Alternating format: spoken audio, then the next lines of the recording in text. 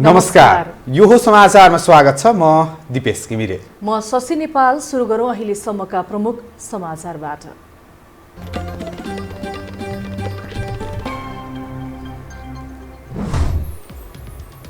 ओली प्रचण्ड समूह आक्षेप लगाउन तल्लो स्तरको गाली गलौजमा उत्रिए। संसद बोलाएर ओलीलाई कारबाही गर्ने प्रचण्डको चेतावनी।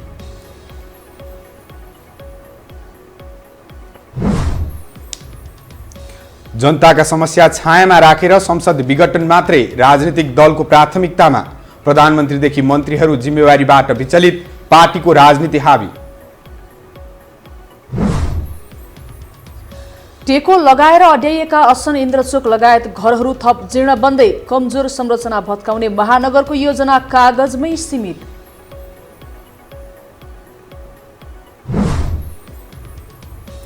कोरोना सम्बन्धी नयाँ खोप युरोपेली युनियन इयुले अन्य देशहरूलाई नदिने। बेलायत, अमेरिका लगायतका 100 भन्दा बढी देश प्रभावित।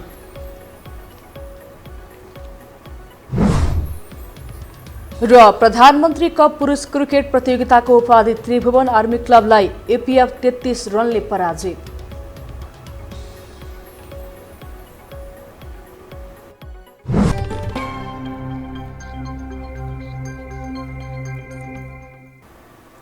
अब समाचार विस्तारमा।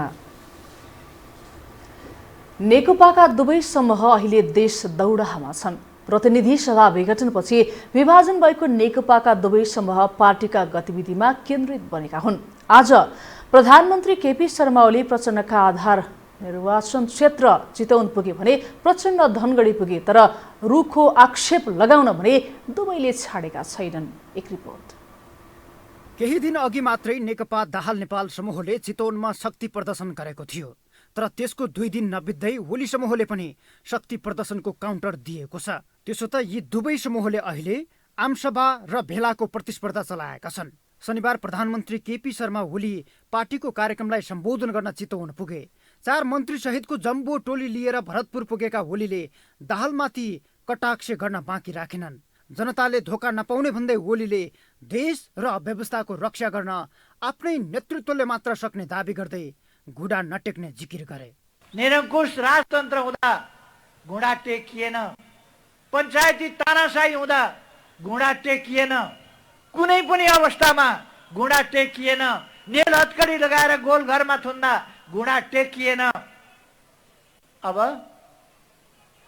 घुँडा टेक्नु पर्ने कुनै आवश्यकता छैन, अवस्था छैन, टेकिँदैन र नेपालको स्वाभिमानलाई माथि उठाइन्छ। साथीहरू ढुक्क हुनुहोस्, दाजुभाइ दिदीबहिनीहरू ढुक्क हुनुहोस्।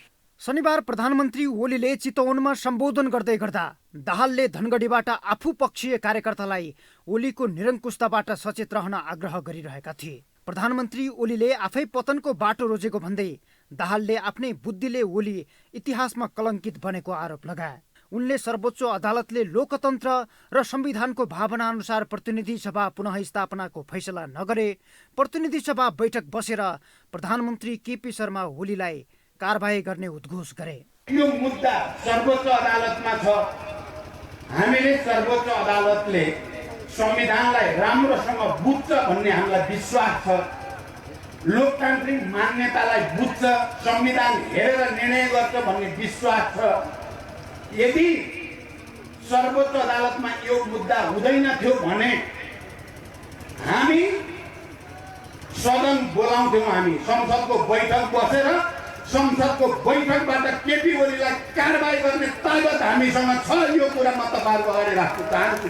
नेकपाका दुवै पक्ष प्रतिनिधि सभा विघटनपछि 2 कित्तामा विभाजन भएका छन्। एक पक्ष संसद पुनः स्थापनाका लागि सडकमा छ भने अर्को समूह त्यसको बचाउमा सडक तताइरहेको छ। दुवै समूह आफ्नै स्वार्थ केन्द्रित बन्दा जनतामा भने निराशा छाएको छ। यो हो टेलिभिजनका लागि सन्तोष बिके थापा, काठमाडौँ। गत पुस 5 गते संसद विघटन भएसँगै सत्ता पक्ष होस् वा प्रतिपक्षी दल कुर्सीको दौडधुपमा लिप्त छन्। जनताको भावनामाथि कुठाराघात गर्दै आफ्नै कुर्सीको दाउमा लागेका नेताहरू जनताको समस्याप्रति भने उदासीन देखिन्छन्। प्रधानमन्त्री मात्र होइन, सरकारका मन्त्रीहरू पार्टीको कार्यक्रम सम्बोधन गर्न देश दौडाहामा छन्। एक रिपोर्ट। प्रधानमन्त्री केपी शर्मा ओलीले गत पुस 5 मा संसद विघटन गरे। त्यसपछि उत्पन्न राजनैतिक सङ्कटमा आफ्नो निर्दोषिता देखाउन लाखौं खर्च गरेर घण्टौं अर्कालाई सत्तो सराप गर्न नेताहरू देश दौडामा छन्। घण्टौं त्यसरी मञ्चमा उभिँदा जनताको रोजगारी, समस्या समाधान र समृद्धिका बारेमा एक शब्द चुइक्क बोलेका छैनन्। बरु तिनै जनतालाई सडकमा भोकभोकै उतारेर नेताको लङ्गौटी बनाइरहेका छन्। यस्तो हरकत चलेको 1.5 महिना बितिसक्यो। हरेक दिनको उदेक लाग्दा यस्ता आमसभाहरूले वास्तविक जनता वाक्क दिक्क बनिसके। कोरोना महामारीपछि तङ्ग्रिँदै गरेको समाजमा लाखौं बेरोजगारी थपिएका छन्। स्कुल कलेजहरू अझै सञ्चालन हुन सकेका छैनन्। आर्थिक गतिविधि सुस्ताएको छ। यस्तो अवस्थामा के गर्ने भन्ने विषयमा यी नेताहरूको किञ्चित ध्यान गएको देखिँदैन। कोरोनाको बेलामा बाहिर जानुहुन्न, यताउता सबै भन्छ नि। अहिले आफै पार्टीवालाहरूले आफ्नो माई खाने भनेर बनायो। जनतालाई एउटा भेना जस्तै बनाइरहेको छ यिनीहरूले। पहिला हामी जाँदाखेरि यहाँ पुलिसले सुधै पिथ्यो, मास्क लाउनु पर्थ्यो। अहिले हेर्नुहोस् उनीहरूले आफै मान्छेहरू थुपाइरहेछ। नेकपा भनेर छुट्या होइन त्यो। उनीहरूको के भने आफैमै त्यो शक्तिको लागि लडाइँ भइरहेछ। काङ्ग्रेस पनि त्यही छ, अहिले आएर मधेसी पार्टी भने त्यही छ। सबैतिर चाहिँ जनताले पनि पेले। जनताले चाहिँ घाँस बाँस कपास हो। जनताले त राम्रो काम चाहियो। अहिलेको राजनीतिक दलहरूले त त्यो लडाइँमा जाने, यताउता आन्दोलनमा जाने त होइन नि। यहाँ हामी छौँ भने तासेर हिँड्ने। रोजगारीका सिर्जनाहरू धेरैका गुमिया छन्। अब तपाईँ हामी एउटा चाहिँ रोजगारी गरेर खाने मान्छे, आज खाएर भरे के खाउँ भन्ने मान्छेहरूलाई चाहिँ गाह्रो भइरहेछ। हेर्नुहोस् किन गाह्रो भइरहेछ। अब उनीहरूको आन्दोलन रोडमा सुरु हुन्छ।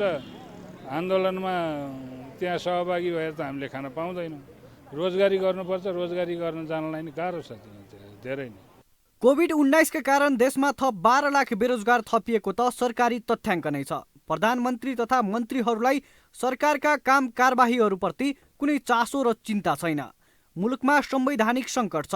सरकारी गाडीमा झण्डा हल्लाउँदै पार्टीका कार्यक्रममा मन्त्रीहरूको भ्याइ नभ्याइ छ। मुलुकमा संवैधानिक सङ्कट छ, त्यो सत्य हो। तर के यो बाहेक मुलुकमा अरू कुनै समस्या नै छैन त?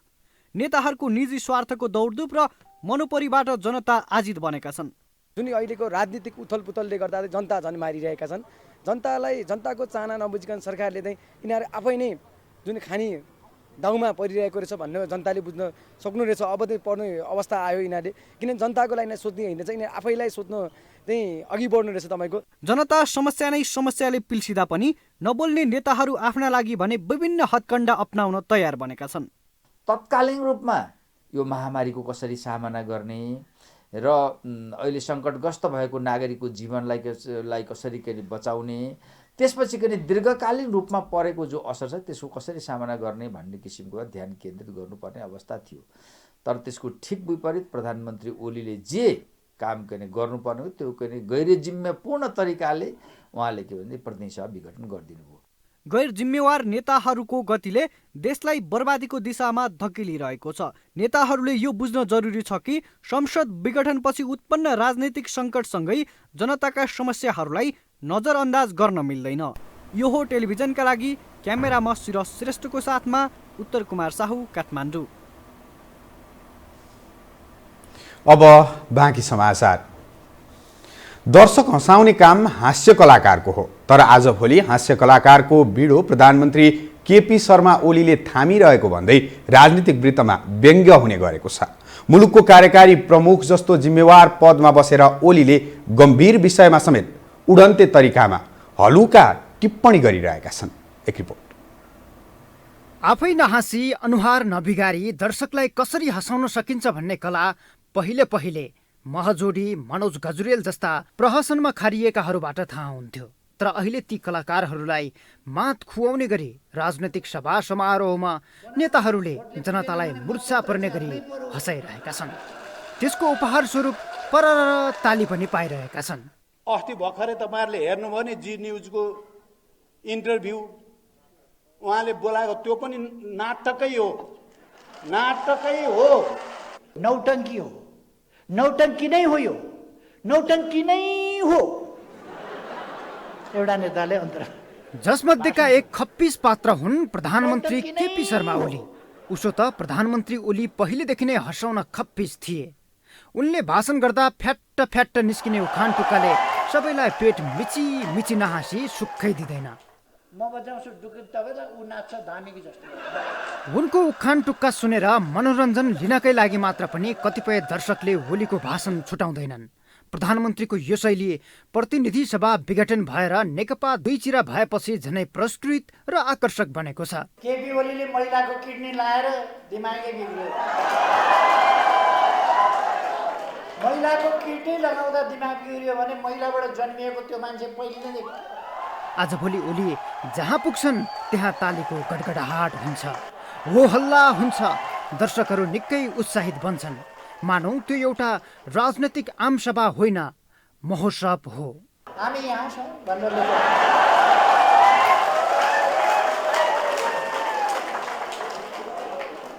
मैले ती बस्दै गर्नुहोस् भनेको थिएँ, फेरि हिँड्नु भएछ। पहिले ओलीका भाषणमा उखान टुक्काहरूको स्वाद चरम हुन्थ्यो। आजभोलि उनको यो स्वादभित्र विपक्षी खेमाका नेताहरू बढी भेटिन्छन्। त्यसमा पनि प्रचण्ड त उनको टुक्काको मुख्य पात्र हुन्। हिजो जङ्गल बस्नुभएको होइन, उहाँ जङ्गलमा बस्नुभएको होइन। जङ्गलमा त अरूलाई बसाउनु भयो, कार्यकर्ता बसाउनु भयो, लडाकुहरू बसाउनु भयो जङ्गलमा।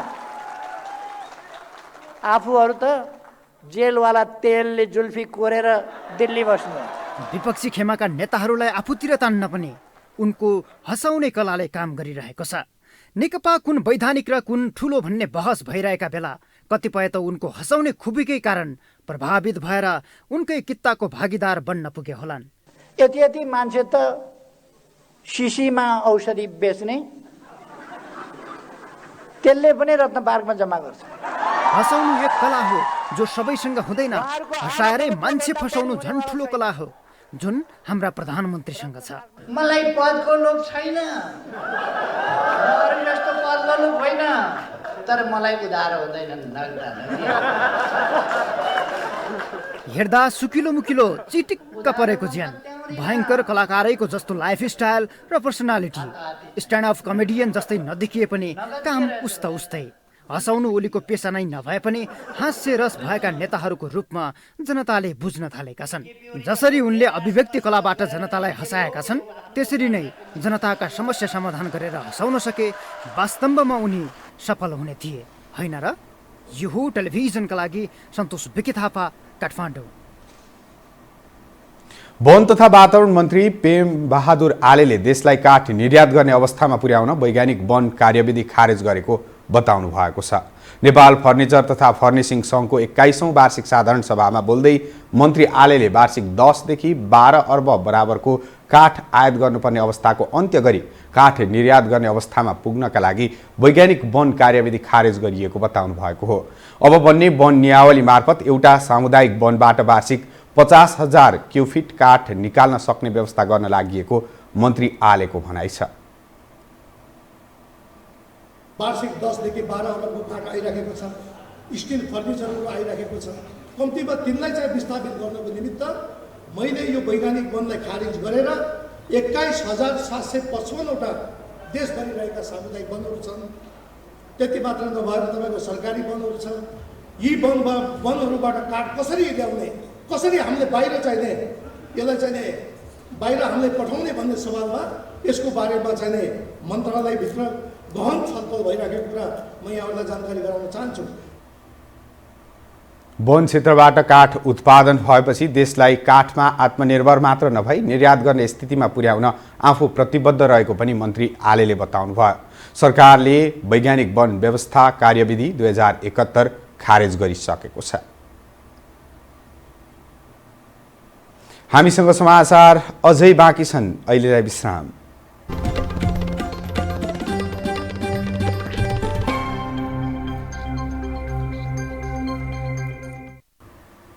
विश्रामपछि स्वागत छ। अब बाँकी समाचार।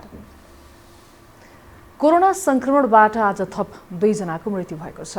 यससँगै कोरोना संक्रमणबाट नेपालमा मृत्यु हुनेको संख्या 2027 पुगेको स्वास्थ्य मन्त्रालयले जनाएको छ। गत 24 घण्टामा 109 जना नयाँ संक्रमित थपिएका छन्। आज 350 जना कोरोना संक्रमणबाट निको भएर घर फर्किएका छन्। हालसम्म 2,70,854 संक्रमित भए पनि 2,67,048 जना संक्रमण निको भई डिस्चार्ज भइसकेका छन् भने 2,779 जना संक्रमितको उपचार भइरहेको स्वास्थ्य तथा जनसङ्ख्या मन्त्रालयले जनाएको छ। असन इन्द्रचोक जस्ता ठाउँहरू काठमाडौँ उपत्यकाको केन्द्र मानिन्छ। काठमाडौँको सबैभन्दा पुरानो व्यापारिक केन्द्र भएकाले पनि यस क्षेत्रको महत्त्व आज पनि उत्तिकै छ। तर 2072 सालको भूकम्पपछि टेकोमा अड्क्याइएका त्यहाँका भवनहरू मानिस मार्न राखिएका धराप जस्तै बनेका छन्। एक रिपोर्ट। 2072 वैशाख 12 को विनाशकारी भूकम्पपछि काठमाडौँ उपत्यकाको असन, इन्द्रचोक लगायतका क्षेत्रमा धेरै घरहरू टेकाको भरमा अडिएका छन् र धराप थापे जस्तै देखिन थालेका छन्। यी सहित पाटनको मंगल बजार, भक्तपुरका भित्री घरहरूलाई पनि त्यस्तै टेकाको भरमा विगत 5 वर्षदेखि अड्याएर राखिएको छ। प्राविधिक दृष्टिबाट हेर्दा यति अग्लो घर थाम्न यति सानो टेको लगाउनु भन्दा मजाक बाहेक अरू के हुन सक्छ? अव्यवस्थित काठमाडौँको सबैभन्दा कुरूप दृश्य हेर्नका लागि असन इन्द्रचोक भन्दा उपयुक्त ठाउँ अरू नहोला। बजार किनमेलका लागि गएका मानिसहरू समेत असन गल्लीभित्रको डरलाग्दो उकुस मुकुसबाट कहिले निस्कौं भन्ने चिन्तामा हुन्छन्। मलाई त कस्तो लाग्छ भने त्यो भत्किन आँटेको मुनिबाट मान्छे नै नबसिदिएदेखि हुन्थ्यो जस्तो लाग्छ। किनभने भूकम्प आउने त यतिखेर आउँछ भन्ने सूचना हुँदैन, अचानक आइहाल्यो भने त दुनियाँको ज्यान जान्छ होइन। र मेरो विचारमा चाहिँ त्यसलाई तयार नहुन्जेलीसम्म त्यहाँ मान्छे नै नबसे हुन्थ्यो जस्तो लाग्छ। मान्छे कचककुचक सबै एकै ठाउँमा भएको हुनाले धेरै समस्या चाहिँ त्यसैमा छ। अनि पुरानो घरहरू बनाउन सकिरहेको छैन, समस्या होला उनीहरूको पनि। त्यसको लागि अब राज्यले पनि अब केही लोन सन दिएर के गरेर हुन्छ त्यो हेरिदिनु पर्ने हो नगरपालिकाले। असन वरपर भूकम्पपछि करिब 1000 भन्दा घरहरू उच्च जोखिममा छन्। सदियौं वर्ष पहिले यी घरहरू एक अर्कोसँग जोडेर निर्माण भएका छन्। कुनै एक परिवारले आफ्नो घरलाई भत्काएर नयाँ बनाउने अवस्था पनि छैन, किनकि एउटा घर भत्काउँदा अडेस लागेर उभिएको अर्को घर स्वतः भत्कने अवस्था छ। अझ एउटै घरमा समेत आधुनिक अपार्टमेन्टमा फ्ल्याट सिस्टममा खरिद बिक्री भए जस्तै दशकौं पहिले यहाँका घरहरू तला तलामा बिक्री भइसकेका छन्। त्यसो त एउटा घर भत्काउन समेत असाधारण रहेको स्थानीय जनप्रतिनिधिहरूको भनाइ छ। भूमि तला चाहिँ एकजना साउजीको हुन्छ, पसलेको हुन्छ, त्योभन्दा माथि अर्कैको स्वामित्व भएको कारणले त्यो दुईटा अंशहरूको बिचको चाहिँ अब सहमति नभएर पनि धेरै घर नबनेको अवस्था छ। तर यो विषयमा चाहिँ महानगरपालिकाले अलि विशेष खालको नीति ल्याएर बनाउनै पर्ने, बुढो भयो जस्तो होइन, अलि चाहिँ आजभोलिको सौन्दर्यको हिसाबले अलि पछि परेको जस्तो त्यो भइरहेछ। एउटै घरमा 4-5 परिवारको स्वामित्व रहेकाले भाडामा बस्ने र व्यवसाय गर्नेहरू समेत जोखिम हुँदा हुँदै पनि यस विषयमा बोल्न डराउँछन्। मनमा डर पाल्दै राख्ने तर समस्या समाधानतिर नलाग्दा असन क्षेत्र दिन प्रतिदिन टार्नै नसकिने दुर्घटनाको जालोभित्र परिसकेको छ। महानगरपालिकाले 3 वर्षभित्र संयुक्त आवास बनाउने योजना पनि सपना जस्तै बनेको छ। महानगरले त्यस क्षेत्रमा भएका सबै भौतिक संरचनालाई हटाउने र भूकम्प प्रतिरोधी तथा व्यावसायिक प्रयोजनाका लागि समेत हुने गरी संयुक्त भवन बनाउने योजना बनाएको थियो। तत्काल यहाँ राज्यले हस्तक्षेप नगरी स्वतन्त्र छाडिदिने हो भने यहाँका स्थानीय बासिन्दा मात्रै होइन, अन्य निर्दोष मानिसले समेत क्षति बेहोर्नु पर्ने हुन्छ। असनका यी घरहरू मानिसको ज्यान लिन धराप थापे जस्तै देखिन्छ। भूकम्प नहुँदै यी घरहरू लड्ने भिड पनि लाग्दैन। त्यसैले यसप्रति सरकार र घरधनी गम्भीर बन्न आवश्यक छ। यो हो टेलिभिजनका लागि क्यामेरामा सञ्जय घिमिरेका साथमा लीलामाया ठटाल, काठमाडौँ। काठमाडौँ उपत्यकामा निशुल्क खाना खुवाउँदै आएको हाम्रो टिम नेपालले सस्तोमा खाना खुवाउने रेस्टुरेन्ट सञ्चालनमा ल्याएको छ। कोभिड-19 रोकथाम तथा नियन्त्रणका लागि सरकारले लकडाउन गरेपछि समस्यामा परेका मानिसहरूलाई खाना खुवाउँदै आएको हाम्रो टिमले नेपालको काठमाडौँको अनामनगरमा सस्तोमा खाना खुवाउने रेस्टुरेन्ट सञ्चालनमा ल्याएको हो। हाम्रो टिम नेपालका अध्यक्ष विमल पन्तले 65 रुपैयाँमा एक साग सादा खाना खुवाउने गरी रेस्टुरेन्ट खोलिएको बताउनुभयो। रेस्टुरेन्टबाट भएको बचतले अशक्त असहायलाई निशुल्क खाना खुवाउन प्रयोग गरिने अध्यक्ष पन्तको भनाइ छ। थोरै सस्तोमा खाना खुवाएर बचेको केही पैसाले सामाजिक काम गर्न सकिन्छ भनेर विशेष गरेर तल्लो वर्गको लागि हामीले यो काम चाहिँ हामीले सुरु गरेका छौँ र वास्तवमै यो काम सबैलाई हामीले आह्वान गर्न चाहन्छौँ। सबैजना एकचोटि आएर चाहिँ खाइदिनु हुन म आह्वान गर्छु। तपाईँले एकचोटि यहाँ आएर एकचोटि खाइदिएको हरेक खानाबाट बचेको पैसाले हामीले सामाजिक काम गर्न हामीलाई हौसला मिल्नेछ। रेस्टुरेन्टबाट नेपाली खानाको प्रवर्धन हुने पनि अध्यक्ष पन्तले बताउनुभयो। हाम्रो टिम नेपालले गत वर्ष चैत्र 11 गतेदेखि लकडाउन भएपछि काठमाडौँ उपत्यकामा रोजगारी गुमाएर खाना नपाएका मानिसहरूलाई निशुल्क खाना खुवाउँदै आएको छ।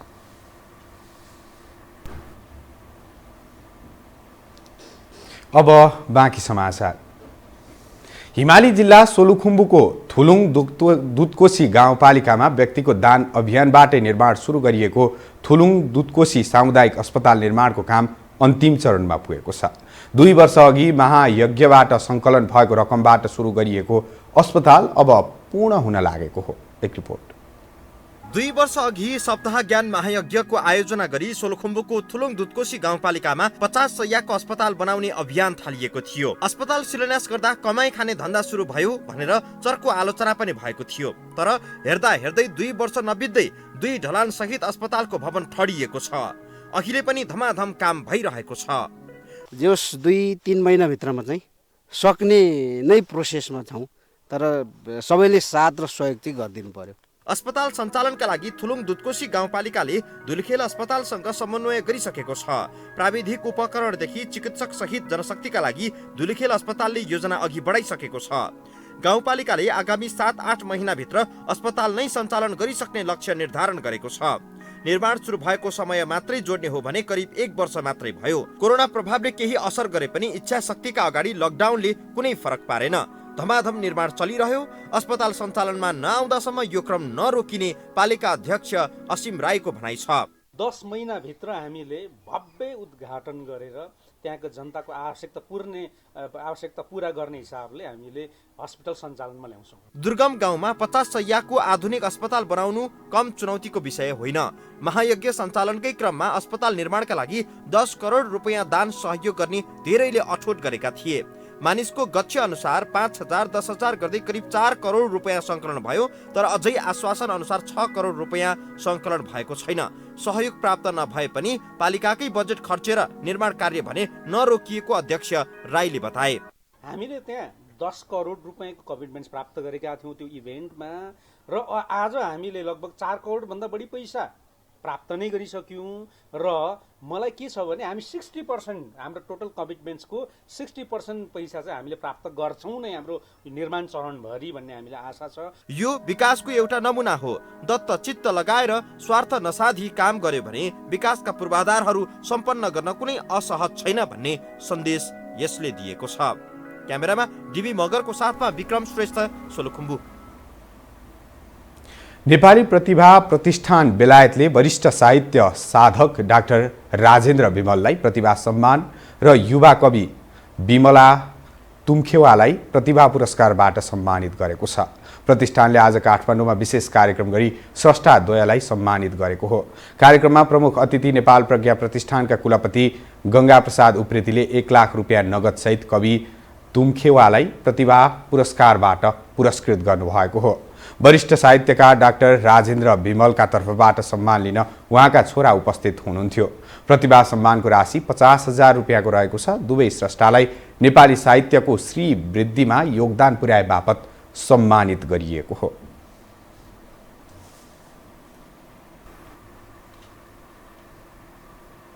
अब पालो आर्थिक समाचारको।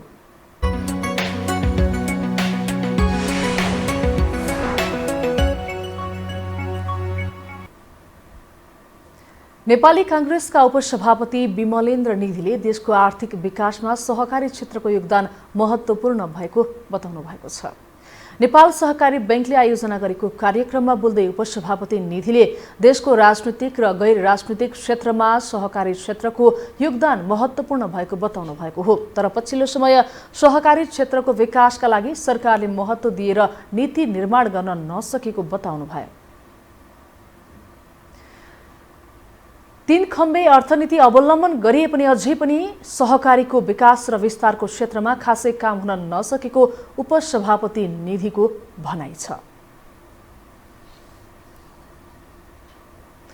निर्यात व्यवसायी महासंघले आगामी 3 वर्षमा नेपालको निर्यात दोब्बर गर्ने रणनीतिक योजना तयार पारेको छ। आज काठमाडौँमा आयोजित प्रथम वार्षिक उत्सव कार्यक्रममा महासंघले आगामी 3 वर्षमा दोब्बर निर्यात गर्ने रणनीतिक योजना तयार पारेको हो।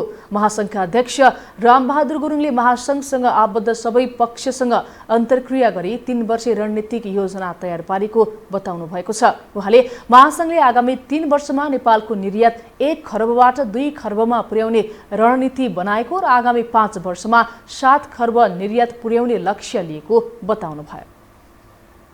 निर्यात बढाउनका लागि महासंघले सरकार र व्यवसायीहरूको बीचमा समन्वय गरी निर्यात व्यवसायको संरक्षण गर्ने काम गर्दै आएको पनि अध्यक्ष गुरुङको भनाइ छ। हामीसँग अन्तर्राष्ट्रिय र खेल समाचार बाँकी नै छन्, अहिलेलाई विश्राम।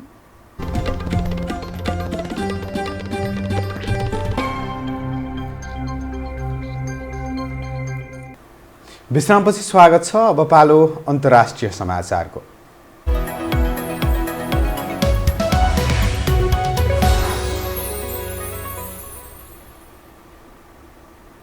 युरोपेली युनियन EUले आफ्ना सदस्य देशहरूमा बनेका कोरोना भाइरस विरुद्धका खोप अन्य देशमा निर्यात गर्न प्रतिबन्ध लगाउने निर्णय गरेको छ। EUसँगको सम्झौता अनुकूल काम नभएमा उत्पादित नयाँ खोपको निर्यातमा अस्थायी रूपमा रोक लगाउने समेत EUले चेतावनी दिएको छ। EUले 92 थरीका खोपलाई निर्यात प्रतिबन्ध लगाउने निर्णय गरेको हो, तर भूमध्य सागरीय देशहरू लेबनन र इजरायलमा यो प्रतिबन्ध लाग्ने छैन। तर यो निर्णयबाट बेलायत, क्यानाडा, अमेरिका, अस्ट्रेलिया लगायतका 100 बढी देश पनि प्रभावित हुन सक्ने बीबीसीले जनाएको छ। खोप वितरणको विषयलाई लिएर EU खोप उत्पादक एक्स्ट्राजेनेकासँग सार्वजनिक रूपमै विवादमा परेको तथा खोप वितरणको सुस्त गतिका कारण EU माथि बढ्दो दबावसँगै EUले यस्तो निर्णय गरेको बीबीसीले उल्लेख गरेको छ।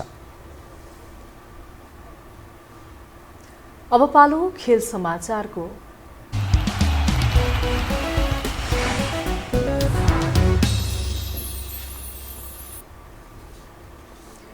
त्रिभुवन आर्मी क्लबले प्रधानमन्त्री कप एक दिवसीय पुरुष क्रिकेट प्रतियोगिताको उपाधि जितेको छ। आज भएको फाइनलमा अर्को विभागीय टिम APF क्लबलाई 33 रनले पराजित गर्दै आर्मी च्याम्पियन बनेको हो।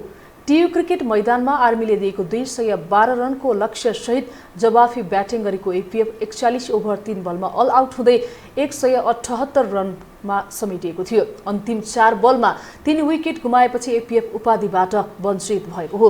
APF का आसिफ शेखले 61 रनको अर्धशतकीय इनिङ खेले पनि टोलीको हार टार्न भने सकेनन्। उनले 71 बलमा 61 रन जोड्दै खराब सुरुवात गरेको APF को इनिङ उकासेका थिए। यस्तै शंकर राणाले 21 रन जोड्दा सुमित महर्जनले 19 रन बनाएका थिए। आर्मीका जितेन्द्र मुखिया, विक्रम सोब र शाहब आलमले 3-3 विकेट लिए। सुसन भारीले 1 विकेटले। यसअघि टस हारेर पहिले ब्याटिङ गरेको आर्मीले 50 ओभर 9 विकेट गुमाएर 211 रन बनाएको थियो। उपाधिसँगै आर्मीले 10 लाख प्राप्त गरेको छ। उपविजेता बनेको APFले 5 लाखमा चित्त बुझायो। आर्मीको यो पहिलो एकल उपाधि हो। यसअघि पहिलो संस्करणमा आर्मीले उपाधि पुलिससँग बाँडेको थियो।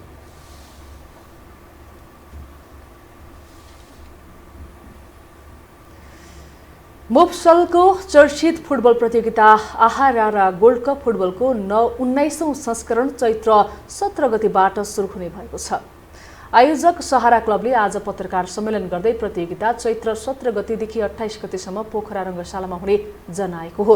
प्रतियोगितामा विदेशी क्लब A डिभिजनका क्लब मोफसलका टिम र आयोजक सहारा क्लब पोखरा गरी 12 टिमको सहभागिता रहने आयोजकले जानकारी दिएको छ।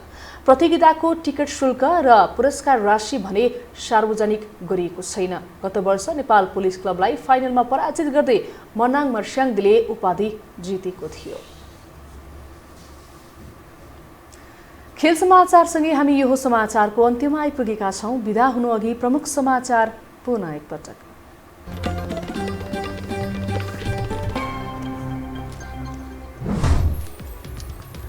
ओली प्रचण्ड समूह आक्षेप लगाउन तल्लो स्तरको गाली गलौजमा उत्रिए। संसद बोलाएर ओलीलाई कारबाही गर्ने प्रचण्डको चेतावनी।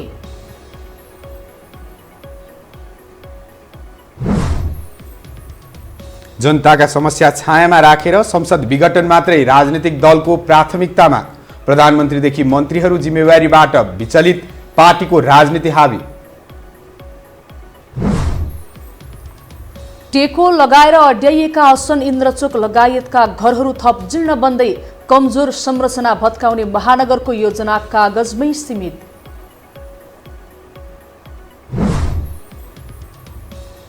कोरोना सम्बन्धी नयाँ खोप युरोपेली युनियन EUले अन्य देशलाई नदिने। बेलायत, अमेरिका लगायत 100 भन्दा बढी देश प्रभावित।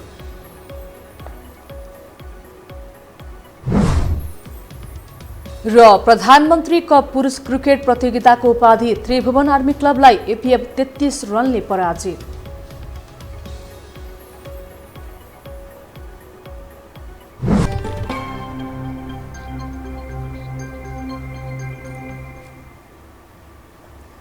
हवस् त यो समाचार सकियो। समाचार बुलेटिनका साथै यो टेलिभिजनका सम्पूर्ण कार्यक्रम यो टेलिभिजन.com, यो खबर.com, युट्युब र फेसबुकमा पनि पढ्न र हेर्न सक्नुहुनेछ। मोबाइलमा यो टिभी एप डाउनलोड गरी हामीलाई प्रत्यक्ष हेर्न सक्नुहुनेछ।